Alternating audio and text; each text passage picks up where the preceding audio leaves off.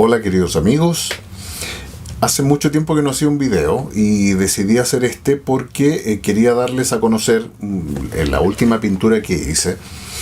Y esta pintura va un poco en otra línea, distinta a las cosas que yo normalmente pinto. Por lo general a mí me gusta que mis cuadros retraten cosas bastante bellas, cosas que sean muy agradables de pensar, de ver. Sin embargo, este cuadro está basado en un hecho horrible, en una cosa muy terrible, y lo hice porque es un cuadro que yo me debía hace mucho tiempo que yo quería hacer esta pintura. Cuando conocí los sucesos sobre los que se basa, quedé con la idea de que yo tenía que hacer alguna versión mía con respecto a eso. No sé si habrá otras, pero quedé con esa idea de hacer una pintura con respecto a ese suceso.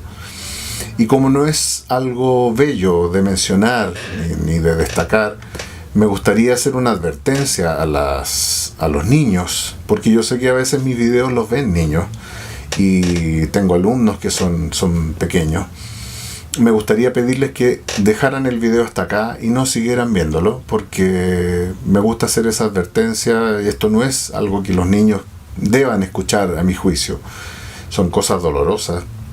Por lo tanto, me gustaría que si están viendo este video, lo dejaran hasta acá, vieran mis pinturas posteriormente y ojalá puedan ver mis videos cuando traten de cosas bonitas, cosas bellas. Pero esto no es algo que yo quisiera que los niños escuchen, por lo tanto me gustaría que lo dejaran hasta acá. Bueno, haciendo esta aclaración, paso a comentar un poco de qué se trata esto. Este es un cuadro que pinté que retrata una escena, o es mi forma de ver un hecho muy lamentable, muy terrible, que ocurrió en el año 70, específicamente en noviembre del año 70, en el Fundo La Tregua, esto en el sector de Panguipulli. Me refiero al episodio de la viuda de Recalcati, Antonieta Machel. Ella es una mujer de origen italiano que llegó a Chile con su esposo, y acá en Chile fundaron en el sector de Panguipulli lo que se llamó el Fundo La Tregua, ¿ya?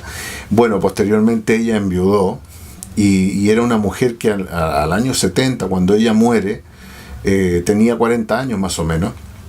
Entonces, siendo viuda, tenía 3 hijos.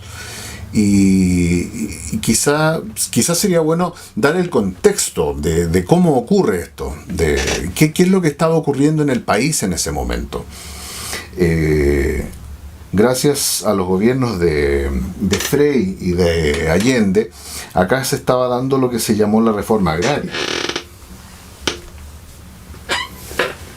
Acá en Chile se dio lo que se llamaba la reforma agraria, es decir, habían terrenos que eran entregados, y si no se entregaban estos terrenos, se los tomaban personas, básicamente el pueblo, los campesinos. Entonces se tomaban terrenos o predios, fundos completos que pertenecían a personas particulares, privados, y se le entregaban a los trabajadores, entre comillas, porque todos sabemos que pocas veces eso es real. Entonces, esto se empezó a dar como algo normal, como una cosa cotidiana. Quizá para los jóvenes de ahora esto suene muy extraño, es decir, para nosotros la propiedad privada es algo que damos por hecho. O sea, nadie en este momento cuestionaría que si algo es mío, que venga alguien y me lo quite, salvo que sea un ladrón. En este caso nosotros lo vemos como un acto de delincuencia, pero para nosotros no existe hoy esa figura de que el Estado te pueda avalar a alguien que venga a quitarte parte de lo que es tuyo, con una motivación, digamos, de reivindicación de justicia. Nadie puede quitarte tus cosas asumiendo que es porque tú tienes más que él. Eso hoy en día no existe, porque está garantizado en nuestra Constitución por un montón de aspectos que para nosotros entonces hoy sería inconcebible que alguien venga y se tome tu casa o se tome un terreno que es tuyo. Entonces, esto de la reforma agraria básicamente era poner fin a lo que nosotros conocemos como la propiedad privada, ¿ya? Entonces surgen algunos movimientos. En este caso surge el MIR, el Movimiento Izquierdista Revolucionario, al mando de Miguel Enríquez, que es el padre de un candidato a la presidencia actual. Y este señor, muy revolucionario, o sea, promovía la lucha armada para todos sus fines. O sea, en ese mismo contexto se crean los famosos MCR, que eran los movimientos campesinos revolucionarios, y estos movimientos tenían como objeto comandar esas acciones para tomarse estos predios. Entonces eran agrupaciones, eran células más o menos grandes. Yo no podría hablar de una célula en realidad, porque estamos hablando de grupos de 20, 30 personas que estaban armadas, porque esa era la idea, digamos, lograrlo, era a través de la lucha armada, tomarse estos predios y dejárselos al pueblo, entre comillas. Entonces se hicieron muchas tomas de terreno. Surge entonces la figura de José Gregorio Liendo Vera, también conocido como el comandante Pepe. José Liendo Vera, comandante Pepe, es una persona muy joven. O sea, tenemos que pensar que en este momento estamos hablando de cabros de 25 años. Entonces, sin embargo, tenían una conciencia revolucionaria muy fuerte, y este señor, que era un estudiante de agronomía, comienza a comandar estos grupos. Tenía un grupo más o menos como de 30 personas, y él protagonizó varias tomas de terreno, de campos completos, y provocando algunas muertes incluso de dueños de estos campos que no soportaron este dolor de que venga un grupo y te quite lo que es tuyo. Gente que murió de ataques al corazón, qué sé yo, y de otras muertes más o menos misteriosas, y todo esto avalado por el Estado, es decir, estamos hablando del gobierno de Allende. Entonces este señor comandó estos grupos y fundó una empresa maderera en el sector de Panguipulli. Entonces, incluso desde el gobierno se asombraban y veían con buenos ojos lo bien que había funcionado esta empresa maderera. Y claro, si tú fundas una empresa, normalmente el problema que tú tienes para tirarla para arriba es que tienes que arriesgar capital, y tienes que luchar contra la competencia, y tienes que tener buenos trabajadores. Bueno, acá este señor tenía todo eso gratis. ¿Por qué? Porque los recursos que explotaba esta empresa maderera eran los propios que se obtenían de los terrenos que tú te habías tomado. Es decir, tú no tenías que comprar materias primas porque tú ya te las habías tomado y eran gratis. Por lo tanto, a mi juicio, hacer surgir una empresa o hacer florecer una empresa en la cual tienes todo gratis y te lo están dando, no es gran mérito en realidad. Sin embargo, claro, él lo hizo usando sus conocimientos de agronomía y todo eso, y tenía trabajadores, y tenía, bueno, muchos trabajadores de estos fondos se oponían incluso a estas acciones porque sentían cariño, simpatía por sus patrones, o bien porque consideraban que era injusto, sin embargo, y que no era malo el trabajo que ellos tenían. Sin embargo, muchos terminaban obviamente plegándose a estas revoluciones porque, claro, no te queda otra. Entonces, en ese contexto, José Liendo ya estaba al mando de esta empresa y tenía en sus manos gente armada para poder atacar estos predios.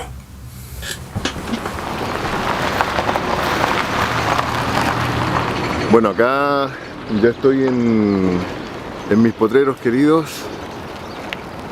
Voy a comenzar un día de trabajo. Es muy temprano. Hay que llegar temprano para poder captar el amanecer. El amanecer, pero primero, no a las 11 de la mañana como acostumbran ser mis amaneceres. De hecho, yo siempre bromeaba con esto. Yo decía que cuando muriera me gustaría ser recordado como un pintor de atardeceres. Pero no porque me gustaran más, sino que nunca fui capaz de levantarme para pintar un amanecer. Pero bueno, acá estoy. Y es muy bonito estar acá a primeras horas de la mañana.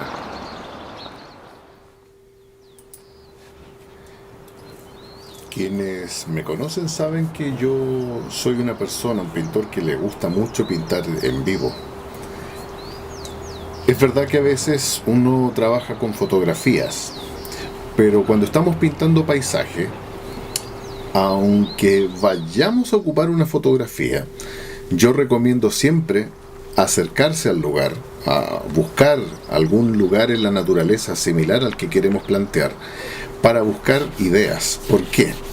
Porque a veces la fotografía nos puede mostrar cosas en cuanto a formas, en cuanto a color, pero sí en el lugar, cuando tú visitas un lugar, puedes encontrar atmósfera.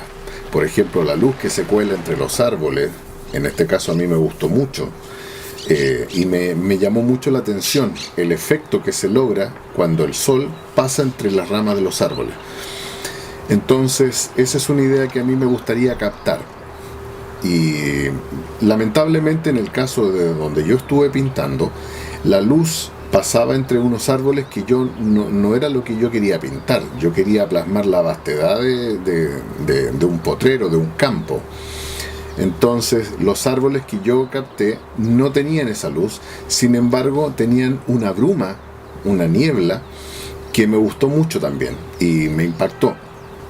Por lo tanto, tú ya vas tomando una noción de lo que tienes que plasmar, de lo que te gustaría representar. Entonces siempre el boceto, el apunte en vivo, te va a permitir lograr esas impresiones. Nunca hay que desechar la idea de estar en los lugares o de buscar lugares similares a los que queremos pintar. Y en este caso a mí me sirvió bastante. Hay cosas que tú decides acentuar, hay luces que te gustaría encontrar en tu pintura, y eso tú lo logras cuando estás visitando el lugar.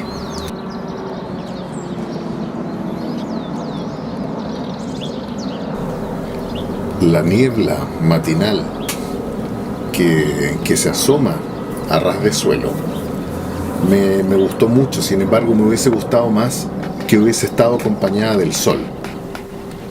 Entonces son dos cosas que por lo menos en el lugar que yo visité no se dieron simultáneamente. Por eso es que tú después puedes buscar fotografías que muestren ambas cosas, o puedes buscar la manera de incorporarlas. Bueno, cuando tú estás pintando en vivo también aparecen amistades que vienen a trabajar con uno. Son muy curiosos los animalitos, por eso yo siempre trato de andar con algún trozo de pan, con alguna galleta, algo para poder darles cuando salgo a pintar. A veces llegan varios, pero es una de las cosas lindas de pintar en vivo.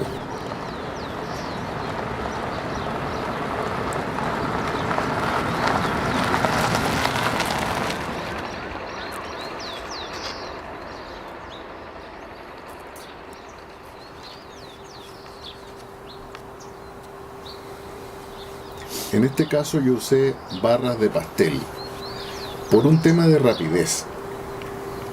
Como el amanecer es algo que ocurre tan rápido, no quería perder tiempo armando pinturas, armando colores. En el caso de las barras de pastel ya tienes hecho ese paso, y por lo tanto puedes trabajar con mayor rapidez. Ahora, en este caso el sol empieza a asomarse y empiezan a cambiar los colores. Entonces yo quería captar el sol también, el sol de la mañana. Sin embargo, ese sol hizo que se fuera la bruma, la niebla. Así es que también llega un punto en donde tienes que dar por terminado el ejercicio, porque ya captaste las atmósferas que tú querías. Ya te diste cuenta qué es lo que quieres incorporar en tu pintura. Entonces esto debe quedar como un ejercicio muy sencillo, muy simple. No buscar hacer una obra de arte final, y ya tienes que empezar a pensar en darlo por terminado. Como les decía, el sol, cuando ya empieza a caer sobre el campo que estás pintando, los colores son muy distintos. Por lo tanto no vale la pena tratar de modificar el mismo cuadro, a no ser que quieras hacer otro. Pero como este no es mi objetivo, hay que dar los últimos toques y empezar a pensar en terminar este ejercicio. Hay pintores que toman notas. En mi caso no siempre tomo nota, la voy guardando mentalmente, porque yo ya sé lo que quiero pintar.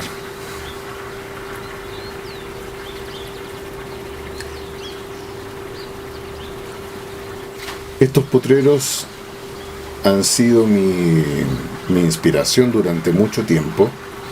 Me gusta venir a distintas horas, tomarme un café, porque es muy bello estar en contacto con la naturaleza. Ahora, cada vez hay más industrias, casas, y estos potreros se han ido perdiendo. Sin embargo, todavía queda naturaleza y yo voy a seguir viniendo mientras pueda.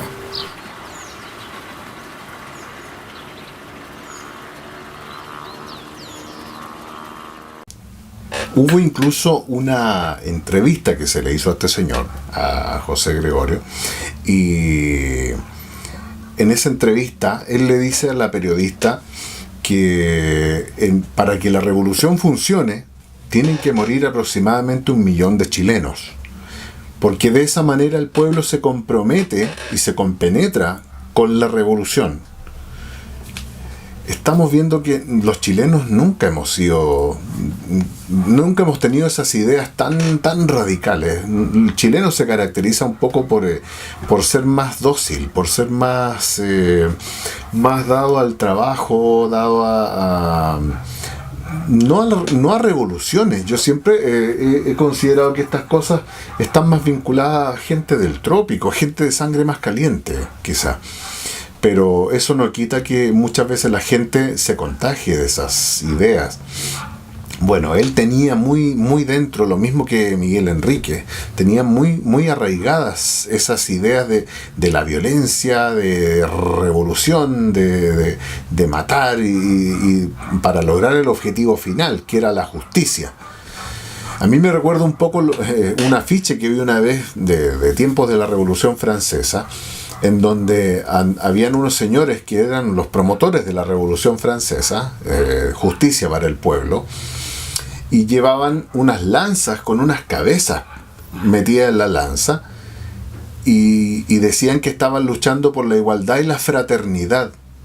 Entonces, claro, es un contrasentido a veces natural en estos movimientos revolucionarios, que son capaces de unas atrocidades enormes en pro de la justicia, de la igualdad.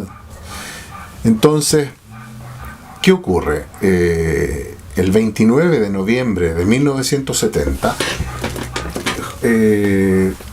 hay un grupo, un pelotón de este señor del comandante Pepe, que llegan al Fondo La Tregua de Antonieta Machel. Como yo les decía, ella era viuda. Entonces llega este pelotón y se toman el fondo de ella. Ella estaba sola. Entonces, ¿qué hace este grupo? Llegan a donde está ella y cometen un acto terrible que, digamos,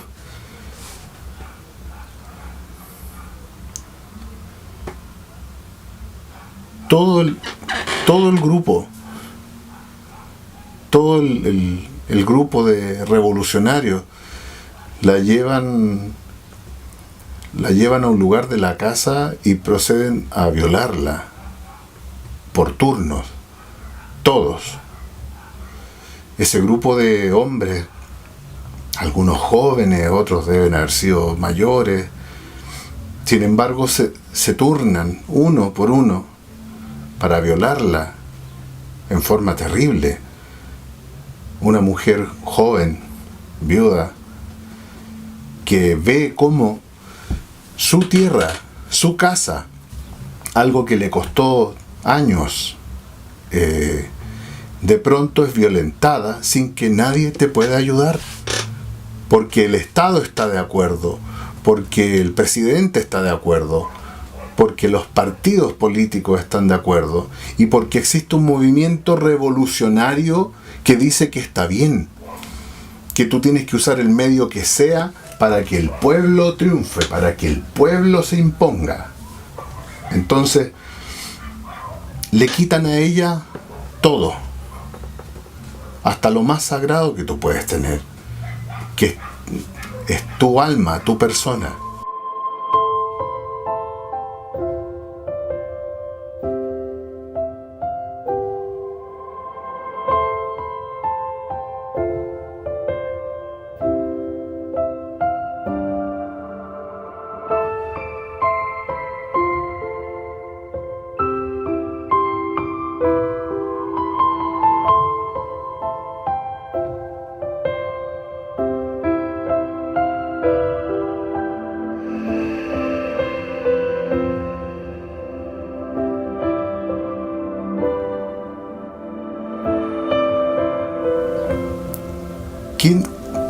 Yo ni siquiera me puedo imaginar qué puede pasar por la mente de una mujer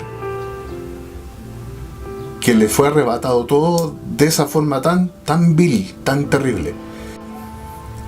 ¿Qué puede pasar por la mente de una persona así, que toma esa decisión de preferir irse de este mundo para no seguir sufriendo las consecuencias de eso, de ese ataque tan cobarde? Y bueno, este grupo revolucionario del pueblo, de la justicia, siguen su labor de tomarse más predios y seguir viviendo a costilla de la gente, del trabajo de la gente. ¿Y qué ocurre? Bueno, todos sabemos que el gobierno de Allende terminó en forma abrupta debido al golpe militar. Y como el comandante Pepe continuó en ese sector, siendo un foco de rebelión popular y revolucionaria, entonces, ¿qué ocurre? Desde acá de Santiago se da la orden de terminar con ese problema que está ocurriendo allá. Mientras tanto, el comandante Pepe, ¿qué hizo? Hizo algunas acciones armadas. Por ejemplo, ellos atacaron atacaron un retén policial y le gritaban a Carabineros que se unieran a ellos, y Carabineros dijo no, que Carabineros no se rinde, y le dieron pelea. Entonces, ese asalto al retén El Tume fue una de las gotas que derramó el vaso, y desde acá de Santiago se da la orden de ir a tomar estos grupos que estaban comandados por el comandante Pepe. Y claro, desde acá parten unos helicópteros comandados por Arellano Stark, y Arellano Stark llega allá, bueno, da la orden, se dice que fue a Santiago Sinclair quien dio la orden expresa de capturar a este señor, al comandante Pepe, y una vez que lo capturan, junto a otras personas, le hacen un juicio sumario, como es rápidamente en las guerras, hacen un juicio sumario y lo fusilan. Debido a este fusilamiento, debido a esta forma que tuvo de morir, hoy en día las personas que comandaron esto, estoy hablando de Arellano Stark, Santiago Sinclair, fueron procesados y las personas tuvieron que pagar con cárcel. Al día de hoy, Sergio Arellano Stark ya murió de Alzheimer, y bueno, Santiago Sinclair, que fue quien dio la orden directa de darle muerte a este señor, al comandante Pepe, está condenado por violación a los derechos humanos, por haber matado al comandante Pepe. Comandante Pepe fue fusilado con 11 personas más, y por estas muertes, digamos, eran la gente que él tenía a su cargo. Y Santiago Sinclair creo que todavía está cumpliendo condena, porque lo condenaron recién este año, entonces está preso. Viendo hacia atrás, yo digo, la justicia tiene que tener una venda, porque claro, si tú lo buscas en los libros en este momento, el comandante Pepe es una víctima de violación a los derechos humanos. Y todos sabemos que las personas que se declaran víctimas de violación a los derechos humanos merecen una compensación económica, digamos, su familia. Por lo tanto, hoy en día se podría decir que nosotros los chilenos estamos pagando para compensar al comandante Pepe por haber sido maltratado por los militares. Hace poco hubo una controversia con la ministra de las culturas. Me carga decir las culturas. La ministra de la cultura hizo un homenaje a estas víctimas que fueron asesinadas en el sector de Panguipulli, y declaró monumento nacional ese sector, ese complejo maderero donde este señor actuaba. También existe un museo, museo de memoria, algo así se llama, donde también hay elementos, incluso creo que hay una fotografía del comandante Pepe, porque hoy, claro, si tú lo busquen ustedes a José Gregorio Oliendo y comandante Pepe, y él es una víctima de la malvada caravana de la muerte que asoló los lugares del sur. Se han escrito libros del comandante Pepe, de lo valeroso que era en la lucha de las reivindicaciones sociales y del pueblo. Y Sinclair está preso, Arellano Stark murió, y los milicos son malos. Yo no sé, yo creo que se cometieron muchos excesos, porque estamos hablando de que los militares son una rama que está creada para aplastar, someter y liquidar. No son carabineros. Los militares no son carabineros. Los militares no están formados para detener, suavizar. Ellos están formados para aplastar, para arrasar al enemigo.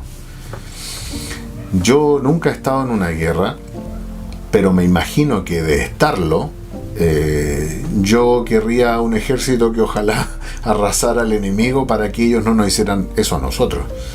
Por lo tanto, yo creo que es muy difícil pedirle a un ejército que si llega a tener que hacerse cargo de un problema, lo haga con suavidad. La solución, a mi juicio, para que eso no ocurra es no llegar a la situación en que ellos tengan que actuar. Esto está hoy en día está muy presente, porque ya mucha gente ha planteado la idea de que el ejército debiera intervenir para solucionar la situación que tenemos hoy en día en el país. Ojalá no ocurra. Ojalá no tengamos que llegar a ese extremo, porque se van a producir excesos y eso nunca es bueno. Las muertes de las personas nunca son buenas, muertes en ese sentido. Pero yo, viendo este caso que les acabo de narrar, que les acabo de mencionar, pienso que yo viví toda una vida criticando a los militares por lo mal que se habían portado, por todos los asesinatos que habían cometido. Sin embargo, cuando supe de esto de Antonieta Machel, este episodio en sí me hizo reflexionar, me hizo pensar en la miseria humana de todos los lados, porque cuando uno le explican las cosas siendo niño o hasta adolescente, uno tiende a crear una imagen de buenos y malos. No hay puntos intermedios, son buenos o son malos, y eso va a depender de quién te cuente la anécdota. Si te la cuenta un profesor, tú lo vas a creer, no lo vas a cuestionar. Y como te digo, tienes esa marca entre dos polos extremos. Va a depender mucho cómo te cuente la historia ese profesor, para que de ahí tú odies a un sector o al otro. Por lo tanto, este episodio que yo les mencionaba, ojalá no se hubiese dado. Ojalá no hubiesen tenido que intervenir militares. Pero lamentablemente la clase política no supo cuidar lo que tenía, y tampoco la gente. Los ciudadanos tenemos una responsabilidad muy grande en ese sentido. Y el día de hoy la tenemos nuevamente. Nuevamente estamos en el mismo trance que se estuvo en los años 70. Y me temo que nuevamente no estemos dando la talla. Por lo tanto, un último mensaje me gustaría darle a la gente de mi país, a que reflexionemos, valoremos lo que tenemos, lo que teníamos, y empecemos a leer más, empecemos a buscar la historia, empecemos a analizar lo que nos dicen, a estudiarlo, a pensarlo, porque hoy en día vivimos una cultura, la democracia le llamo yo, en donde nos dejamos llevar por cosas que nos muestran en televisión, y esa es la versión oficial que nosotros aceptamos. Hoy en día tenemos que empezar a ir un poco más allá, porque yo no quiero que ocurra de nuevo esto en mi país, porque yo no quiero que ocurra nuevamente estos hechos trágicos como el de Antonieta Machel, porque de llegar a un extremo social como el que teníamos en los años 70, estas situaciones se pueden repetir, y se pueden repetir para los dos lados. Por lo tanto, es importante que hoy tomemos conciencia y empecemos a marchar como país juntos para terminar con todas estas experimentos sociales. Miremos lo que teníamos, miremos lo que alcanzábamos, miremos lo que logramos como país. Habían cosas que solucionar, como en todo país lo hay. Sin embargo, no sé si será una buena solución generar tal nivel de violencia que ya una vez nos llevó a un caos y nos llevó a un extremo que después provocó tanto dolor. Así es que, finalizando con esta reflexión, quiero darles a conocer la pintura que yo hice, en donde quise mostrar a una mujer que simbolizara la figura de Antonieta Machel. Es una mujer que recorre un campo cualquiera, pero está recorriendo este campo mirando hacia el amanecer, quizá como un espíritu, quizá como un alma pura que no merecía sufrir y que sin embargo quiere recuperar un poco de lo que era suyo, recorriéndolo quizá por última vez.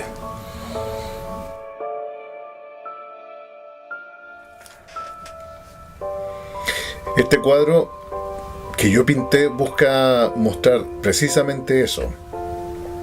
No quiere mostrar más dolor. Yo quizá podría haber elegido una imagen mucho más explícita o más dramática, pero esa no es mi naturaleza. Yo prefiero mostrar algo más esperanzador.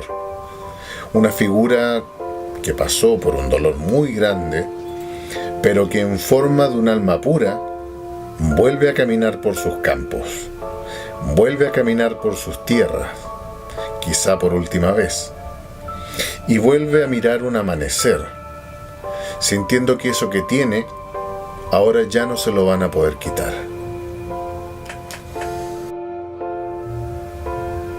Así que este es mi cuadro en honor a la viuda de Recalcati, señora Antonieta Machel, que no ha tenido el homenaje merecido.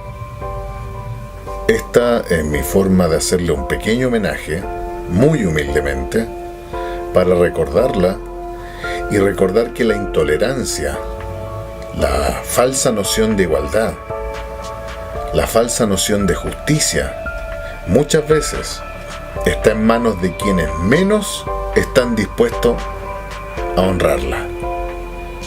Este es un pequeño homenaje para doña Antonieta, que Dios la tenga en su gloria y que ojalá un poquito de ella haya logrado quedar en mi cuadro.